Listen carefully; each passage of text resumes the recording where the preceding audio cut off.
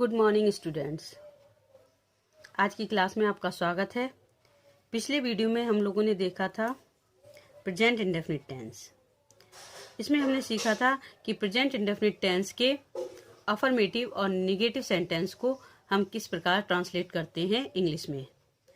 आज के इस वीडियो में हम इसी के आगे देखेंगे कि प्रेजेंट इंडेफिनिट टेंस के इंट्रोगेटिव सेंटेंसेस को हम किस प्रकार हिंदी से इंग्लिश में ट्रांसलेट करेंगे। इंट्रोगेटिव सेंटेंस यानी प्रश्नवाचक वाक्य। ये वाक्य दो प्रकार के होते हैं।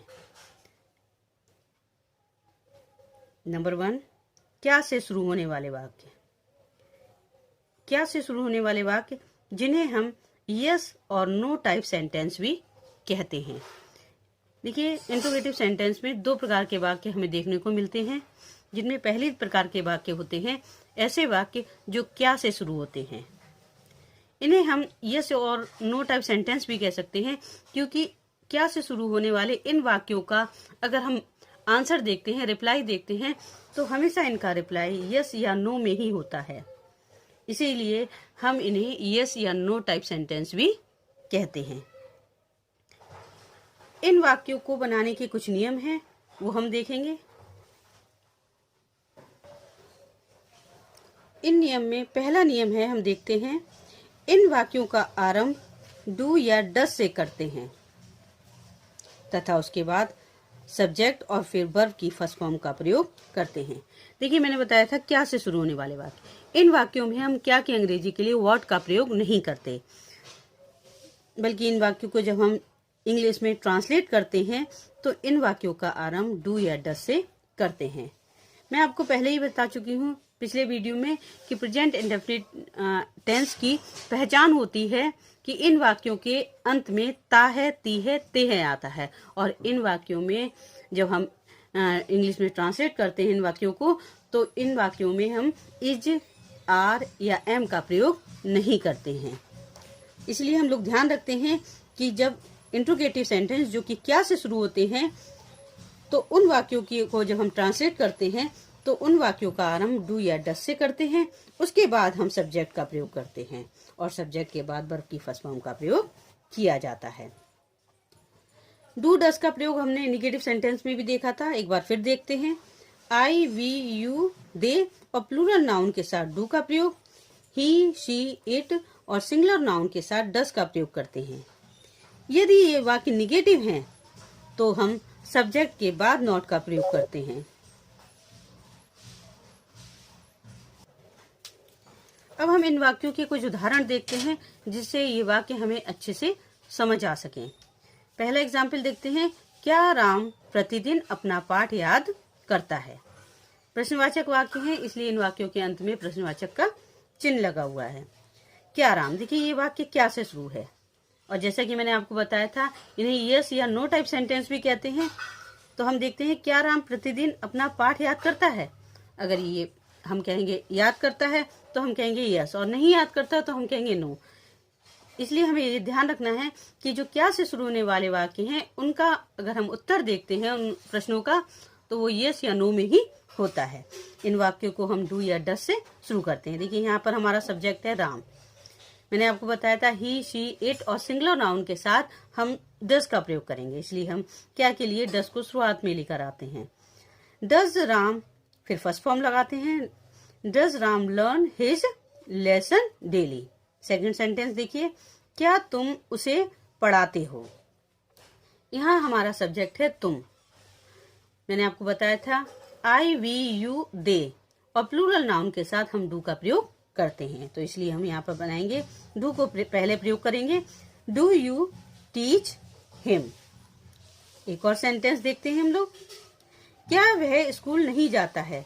ये इंट्रोगेटिव वाक्य जो है निगेटिव भी है, इसमें नहीं का भी प्रयोग किया गया है। तो हम इसे किस तरीके से बनाएंगे।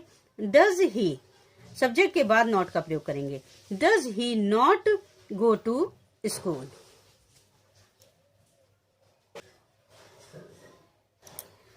तो हमने देखा कि हम क्या से शुरू होने वाले वाक्य हैं उनको किस तरीके से ट्रांसलेट करते हैं।